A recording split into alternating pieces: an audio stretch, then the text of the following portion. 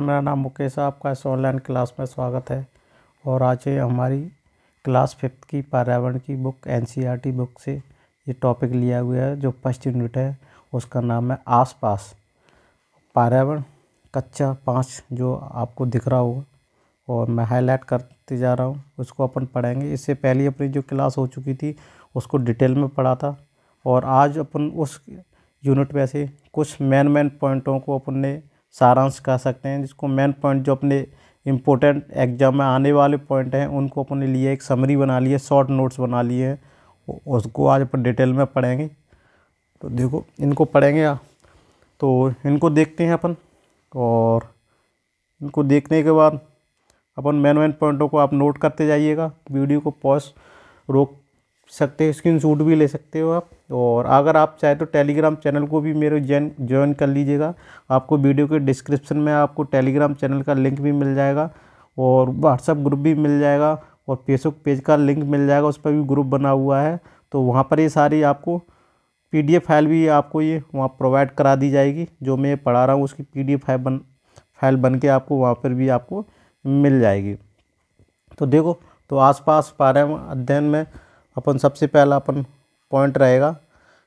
तो देखो अपना है, तो सबसे पहला अपना जो पॉइंट है वो देखते जाते हैं कि जानवरों में भी सुनने और महसूस करने की शक्ति होती है।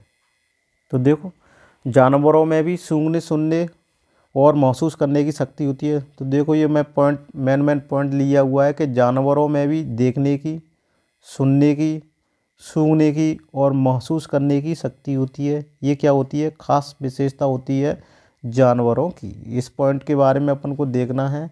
कैसे देखना है? तो ये देखना है जानवरों में भी देखने, सुनने, सूंघने, महसूस करने की शक्ति होती है। कोई जानवर, देखो कोई जानवर होता है जो मीलों दूर के शिकार को देख सकता है। ऐसे भी जानवर होते हैं, कोई जानवर होते हैं जो मीलों दूर, यानी मीलों दूर क्या होते हैं, शिकार को देख सकते हैं। कोई हल्की से हल्की आहट को भी सुन लेता है। ये ऐसे भी जानवर है, अवेलेबल हैं कि कोई थोड़ी सी हल्की सी सरसराहट या पत्ता भी हिला, उसकी भी चीज़ को क्या कर लेते हैं, महसूस कर लेते हैं। उसकी आहट को भी क्या कर लेते हैं, महसूस कर लेते हैं। और कोई जानवर अपने साथी को सूंघकर ढूंढ लेता है। ये भी जानवरों में विशेषताएं पाई जाती हैं। ऐसे ऐसे जानवर भी अवेलेबल हैं। दिया है इस पॉइंट का कि कैसे जानवर हैं। कुछ जानवरों में भी देखने, सूंघने, सुनने और महसूस करने की क्या होती है, उनमें शक्ति होती है।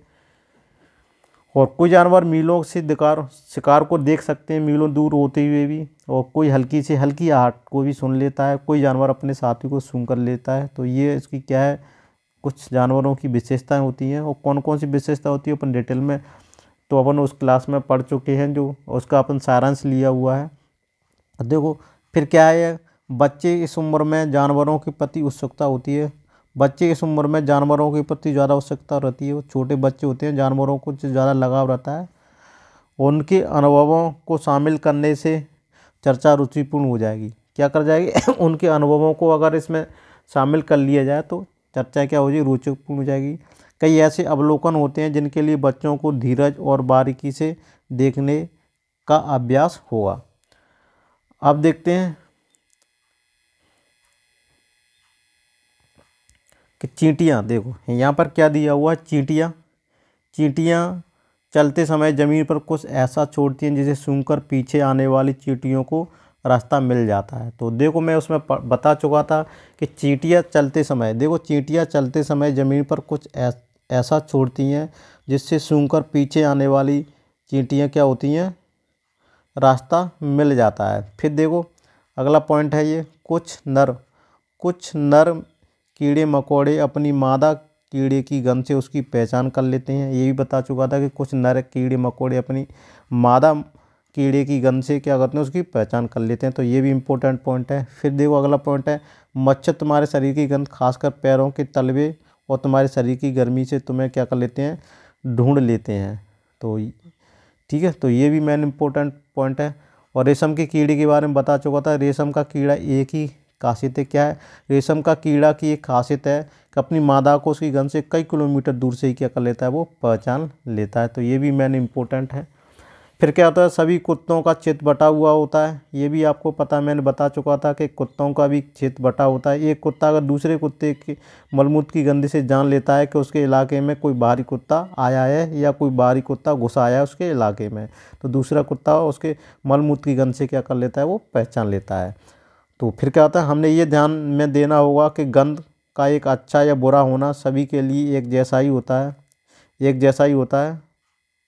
कैसा होता है, एक जैसा ही होता है। हमें ध्यान में होना चाहिए कि गंध का अच्छा या बुरा होना सभी के लिए एक जैसा ही होता है, या इस पर हमारी सोच का असर भी पड़ता है। देखो, सोच का असर पड़ता है, उसमें लेसन पढ़ा था कि अगर गंध में जो एक लेडीज़ थी अपनी सिस्टर के यहाँ उस बच्चे को छोड़ गई थी, उसमें मैंने बताया था 6 महीने की, तो जो उसका बच्चा भी उसकी एक बच्ची भी थी, वो भी 6 महीने की थी। दोनों बच्चों ने एक साथ क्या लैट्रिन की थी, तो उसने अपने बच्चे को तो बिना मुँह ढके हुए उसे क्या कर दिया, उसको लैट्रिन को साफ़ किया हुआ। जब उसकी सिस्टर की बहन के बच्चे को जब उसकी लैट्रिन को उसने धुलाई, तो लैट्रिन को साफ़ किया, तो क्या किया उसने, उस अपने मुँह से क्या लगा लिया, कपड़े से ढक लिया, क्योंकि वो सोच का असर था उस पर। उसने सोचा कि मेरा बच्चा है, तो उसने नहीं लगाया। तो उसके सोच को से ऐसा फील हुआ कि यहाँ से बदबू आ रही है, लेकिन थी नहीं, दोनों ने लैट की हुई थी, सेम पोजीशन थी, सेम कंडीशन थी, फिर भी उसने इस कंडीशन पे एक ही फॉलो किया था। तो हमारे सोच का भी क्या पड़ता है, असर पड़ता है। अक्सर हम किसी गंध से जब ज़्यादा परेशान होते हैं तब हमारा मन उसको गंदा मानता है।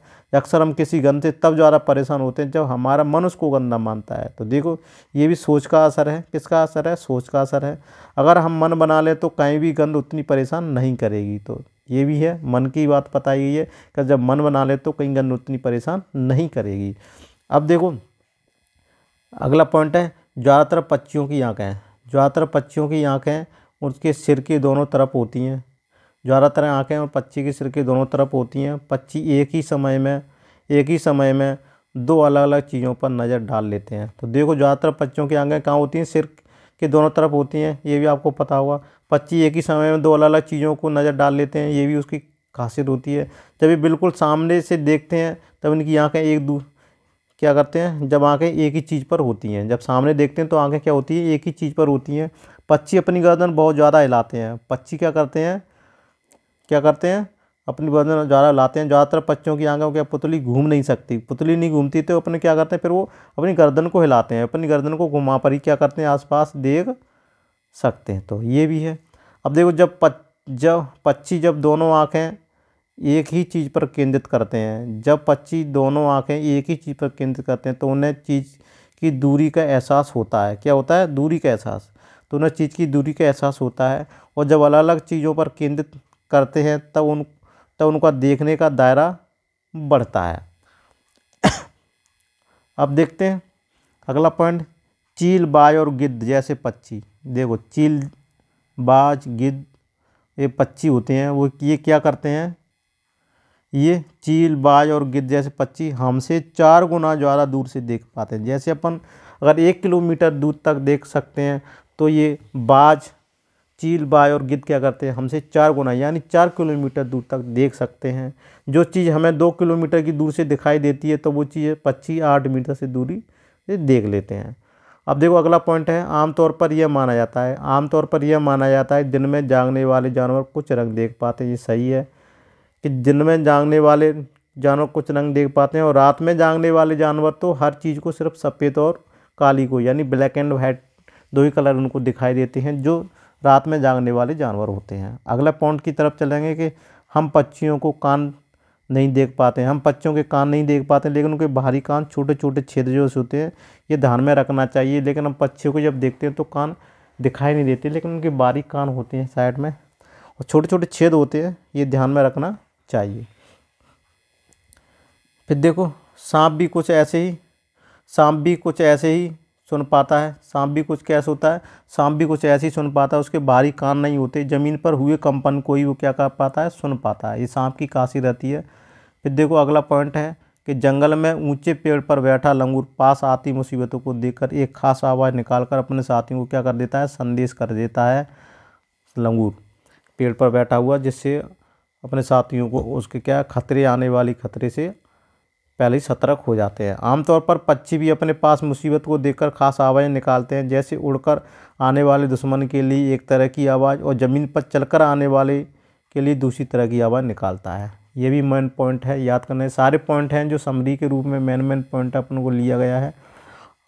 हम अपने ध्यान में रखना चाहें, हमें अपने ध्यान में रखना चाहिए किसी भी जानवर से ने निकाली हो, हमें ध्यान में रखना चाहिए किसी भी जानवर ने निकाली हो, एक ही इलाके में रहने वाले बाकी सभी जानवर इन चेतावनी भरी आवाज़ों से चित्त हो जाते हैं। तो ये भी ध्यान रखना चाहिए कि किसी भी जानवर ने आवाज़ निकाली हो, एक ही इलाके में रहने वाले बाकी सभी जानवर होते हैं इस चेतावनी को भरी आवाज़ें से सचेत हो जाते हैं। कुछ जानवर तूफान या भूकंप के आने के कुछ समय पहले ही अजीब हरकत करने लगते हैं। जो लोग जंगल में रहते हैं और जानवरों के इस व्यवहार को समझते हैं, वे जान लेते हैं कि भूकंप आने वाला है या कुछ अनहोनी होने वाली है। तो इस तरह से भी अपन उसको पहचान लेते हैं। देखो सन 2004 में क्या हुआ था, दिसंबर में आए सुनामी से कुछ समय पहले जानवरों को अजीब व्यवहार और उनके द्वारा की गई चेतावनी भरी आवाज़ों को अंडमान की एक खास आदिवासी जाति समझ गई थी। उन्होंने वह इलाका खाली कर दिया। इस प्रकार इस जाति के लोग सुनामी के कहर से अपनी जान बचा पाए। क्या पाए? जान बचा पाए। और फिर देखो डॉल्फिन भी क्या है, ये डॉल्फिन भी देखो डॉल्फिन भी अलग अलग तरह की आवाज़ें निकालती है और एक दूसरे से बात करती है। ये डॉल्फिन की खासियत है कि डॉल्फिन भी अलग अलग तरह की आवाज़ निकालती है और एक दूसरे से बात करती है। वैज्ञानिकों का यह मानना है, क्या मानना है? वैज्ञानिकों का मानना है कि कई जानवरों की अपनी पूरी भाषा है। अगला पॉइंट देखो, हमें अब ध्यान देना चाहिए, हमें ध्यान देना चाहिए। देखो ये पॉइंट है कि हमें ध्यान देना चाहिए कि छिपकलियाँ सर्दी में काफ़ी लंबी सोती हैं, इस कारण वो सर्दी में गुम हो जाती हैं, सर्दी में वो बहुत कम दिखती हैं। देखो छिपकली के बारे में पॉइंट दिया हुआ है। ये सारे पॉइंट इंपॉर्टेंट पॉइंट हैं, इनको आप याद कर लेना। आपको ये वीडियो कैसा लगा, क्लास कैसी लगी, कमेंट बॉक्स में भी कमेंट करके बता दीजिएगा। और ये सारी आपकी PDF फाइल भी मिल जाएगी आपको टेलीग्राम चैनल पर। पाठ में सिर्फ जानवरों के ही उनकी संवेदनशीलता ज्ञानेंद्रियों की बात की गई है। पाठ में सिर्फ जानवरों की उनकी संवेदनशील ज्ञानेंद्रियों की बात की गई है। फिर स्लोथ भालू जैसा दिखता है, जो कोई बताया था मैंने, उसमें चित्र भी बताया था कि स्लोथ भालू जैसा दिखते हैं, भालू जैसा होता नहीं है। पर ये दिन के करीब 17 घंटे पेड़ों पर उल्टे से लटक कर मस्ती से सोते हैं। जिस पेड़ पर रहते हैं उसी के पत्ते खाकर पलते हैं। जब स्लोथ अपने पेड़ के सारे पत्ते खा लेता है, देखो सारे पत्ते खा लेता है, सारे पत्ते खा लेता है, तभी वे पास के पेड़ पर जाते हैं। लगभग 40 वर्ष के अपने पूरे जीवन काल में मुश्किल से 8 पेड़ पर घूमने की तकलीफ उठा पाते हैं। तो देखो स्लोथ के बारे में है, स्लोथ की उम्र भी कितनी है, लगभग पूरे 40 वर्ष के जीवन काल में 8 पेड़ों पर ही घूम पाते हैं। और एक स्लोथ क्या होते हैं, 17 घंटे लगभग उल्टा पेड़ पर लटक करके सोते हैं, सिर नीचे करके। और स्लोथ सप्ताह में केवल एक ही बार सोच करने के लिए पेड़ के नीचे उतरते हैं। तो ये भी मेन इम्पोर्टेंट पॉइंट है स्लोथ के बारे में। अब देखो यहाँ पर मेन पॉइंट आ गए जिराफ। मैंने बताया था जिराफ, अब यहाँ पर पढ़ें जिराफ एक दिन में सिर्फ 2 घंटे ही सोता है। तो अगर पूछ लिया जिराफ कितने घंटे में सोता है, तो जिराफ एक दिन में 2 घंटे ही सोता है। क्या करता है जिराफ, एक दिन में 2 ही घंटे सोता है। फिर गाय आमतौर पर एक दिन में 4 घंटे सोती है। गाय कितनी होती है? 4 आवर्स। गाय आमतौर पर एक दिन में कितने घंटे सोती है? 4 घंटे सोती है। अब देखो अजगर एक दिन में कितने घंटे सोता है, देखो अजगर के बारे में दिया हुआ है ये पॉइंट पूरा। अजगर कितने एक दिन में कितनी बार सोता है, तो अजगर एक दिन में 18 घंटे सोता है। अगले पॉइंट देखो, बिल्ली एक दिन में अक्सर 12 घंटे सोती है। तो ये भी पॉइंट, बिल्ली एक दिन में कितने घंटे सोती है, बिल्ली एक दिन में 12 घंटे सोती है। अजगर एक दिन में 18 घंटे सोता है, ठीक है। और जिराफ कितने घंटे सोता है? 2 घंटे सोता है। और फिर क्या अगला पॉइंट दिया था इसमें, गाय आमतौर पर 4 घंटे में सोती है। क्या सोती है? एक दिन में 4 घंटे सोती, एक दिन में 4 घंटे सोती है। और बाघ अंधेरे में हमसे 6 गुना बेहतर देख सकता है। बाघ की क्या खासियत रहती है? बाघ अंधेरे में हमसे 6 गुना बेहतर देख सकता है। फिर देखो अगला पॉइंट दिया हुआ है ये कि बाघ की मूंछें हवा में हुए कंपन को भांप लेती है, उसे शिकार की बिल्कुल सही स्थिति का पता चलता है। इससे उन्हें अंधेरे में रास्ता ढूंढने में भी मदद मिलती है। तो ये देखो बाघ की खासियत है। बाघ हमसे इलाके में मूत करके अपनी गंध छोड़ते जाते हैं। ये इलाका कई किलोमीटर तक बड़ा हो सकता है। एक बाघ किसी किलोमीटर के बाघ के मूत की गंध को झट पहचान लेता है, फिर उसके इलाके में घुसना या नहीं है यह उस बाघ की मर्जी है। तो देखो बाघ की भी क्या खासियत रहती है कि अपने इलाके में मूत करके अपनी गंध छोड़ते जाते हैं, और ये इलाका कई मीलों तक बड़ा हो सकता है। जब एक बाघ किसी दूसरे बाघ के मूत्र की गंध को झट से पहचान लेता है और फिर उस इलाके में उसे घुसना है या नहीं है वो उसकी मर्जी है। अब फिर इसके बारे में बाघ मौके के अनुसार क्या है, बाघ मौके के अनुसार अपनी आवाज़ बदलता है। बाघ अपने मौके के अनुसार बदलता है, शिकारी के अकॉर्डिंग बदलता है। गुस्से में अलग आवाज़, और बाघ को बुलाना हो तो अलग आवाज़ निकालते हैं, और कभी कराना हो तो कभी गुर्राना हो तो बाघ का गुर्राना 3 किलोमीटर तक सुना जा सकता है। तो ये भी मेन इम्पोर्टेंट है। अगर ये पूछा जाए पेपर में कि बाघ का गुर्राना कितने किलोमीटर तक सुना जा सकता है, तो अपना पॉइंट होगा कि बाघ का गुर्राना 3 किलोमीटर तक दूर तक अपन को क्या पड़ता है, सुनाई पड़ता है। तो ये भी मेन पॉइंट है, अपन को ये भी ध्यान रखना है। देखो मैं हाईलाइट भी करता जाता हूँ, रेड कलर से पेन से भी बताता जा रहा हूँ। अब देखो अगला पॉइंट है, ये है अगला पॉइंट, बाघ हवा के पत्तों से हिलने और शिकार के झाड़ियों में हिलने में हुई आवाज़ में अंतर को भांप लेता है। बाघ के दोनों कान बाहर की आवाज़ इकट्ठा करने के लिए अलग अलग दिशाओं में बहुत ज़्यादा घूम जाते हैं। अब देखो हाथी को उसके दांतों के लिए मार दिया जाता है, गैंडे को सींग के लिए, शेर मगरमच्छ और सांप को उसकी खाल के लिए, क्या है, खाल के लिए मार दिया जाता है। कस्तूरी हिरण को थोड़ी सी खुशबू के लिए मार दिया जाता है। इंपॉर्टेंट पॉइंट है, याद करने लायक। और Jim Corbett national park Uttarakhand में, तो देखो उसमें ये दिया हुआ था कि जिम कॉर्बेट नेशनल पार्क कहाँ पर स्थित है, उत्तराखंड में स्थित है। और इसको गवर्नमेंट ने क्या दिया रखा है कि इसमें जितने भी जीव जंतु इस नेशनल पार्क में आते हैं आप उनकी हत्या नहीं कर सकते। तो राजस्थान के भरतपुर ज़िले में घाना है, वहाँ पर जानवर सुरक्षित हैं। यहाँ पर लोग जानवर या जंगल का कोई नुकसान नहीं पहुँचा सकते हैं। अब देखो नाग फूंकन ऐसे डिजाइन रंगोली कढ़ाई और दीवारों पर सजाने के लिए, देखो अपना तो यहाँ पर हो गया है। तो देखो ये अपने यहाँ पर जो थी, तो ये अपना जो क्या हुआ था, ये अपना यहाँ पूरा जो अगली बार में जो पढ़े थे वो पूरी अपनी यूनिट ख़त्म हो गई। उसका सारांश अपन को पढ़ा। आपको ये सारांश कैसा लगा आप ज़रूर बताना, है ना। तो ज़रूर बताते रहिएगा कि किस तरीके से आपको ये अच्छा लगा, कैसा लगा आपको। और उसके बारे में आप ज़रूर बताइएगा कि ये जो मैंने वीडियो बनाए ये आपको कैसा लगा, है ना। तो इसके बारे में आप ज़रूर बताइएगा। और ये सारांश देखो अपने ये 17-18 मिनट में ही लगभग ख़त्म कर दिया इस वीडियो को। तो आपको ये कैसा लगा आप ज़रूर बताइए, कमेंट्स बॉक्स में ज़रूर कमेंट करके बताइएगा। तो मिलते हैं अपनी नेक्स्ट क्लास में। और अपन नेक्स्ट क्लास में सेकेंड यूनिट का सारांश लेकर आएंगे। सेकेंड यूनिट में क्या क्या अपन ने क्या क्या पढ़ेंगे और वो सारी चीज़ें अपन पढ़ेंगे। तो सब NCERT बुक को अपन सारांश पढ़ेंगे जो मैन ऑफ पॉइंट के लिए गए हैं, मेन पॉइंट को लिया गया है अपन ने जो एग्ज़ाम में आने वाले हैं। तो thank you for watching this video. मिलते हैं अगले नेक्स्ट क्लास में।